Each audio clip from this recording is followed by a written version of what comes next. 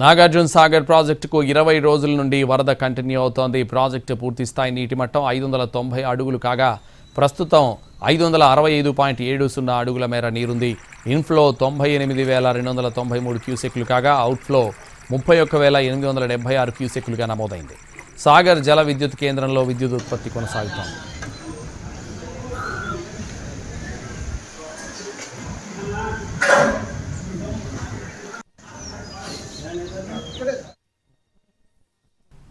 రుతుపవనాల ప్రభావంతో దేశంలోని పలు రాష్ట్రాల్లో విస్తారంగా వర్షాలు కురుస్తున్నాయి. రాబోయే 3 రోజుల్లో భారీ నుంచి అతి భారీ వర్షాలు కురిసే అవకాశం ఉందని భారత వాతావరణ విభాగం తెలిపింది. 2 రోజులుగా కురిసిన కుండపోత వర్షాలతో ఉత్తరప్రదేశ్, రాజస్థాన్, పశ్చిమ బెంగాల్లోని పల్లపు ప్రాంతాలు నీట మునిగాయి. మిజోరాం, అసోం, అరుణాచల్ ప్రదేశ్, సిక్కిం, ఛత్తీస్గఢ్ రాష్ట్రాల్లోనూ భారీ వర్షాల వల్ల అస్తవ్యస్త పరిస్థితులు ఏర్పడ్డాయి. బీహార్లో పిడుగులు పడి 34 మంది ప్రాణాలు కోల్పోయారు. భారీ వర్షాలు, వరదలు, పాము కాటు తదితర కారణాల వల్ల ఉత్తరప్రదేశ్లో 18 మంది మృతి చెందారు. ఒడిశాలోని కేంద్రపడ జిల్లాలోని భారీ వర్షాలు కురుస్తున్నాయి.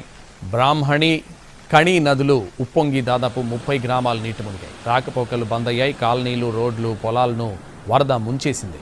హిమాచల్ ప్రదేశ్లో 250కి పైగా మార్గాల్లో రోడ్లు మూసివేశారు. అరుణాచల్ ప్రదేశ్లో పలు ప్రాంతాల్లో కొండ చర్యలు విరిగిపడ్డాయి.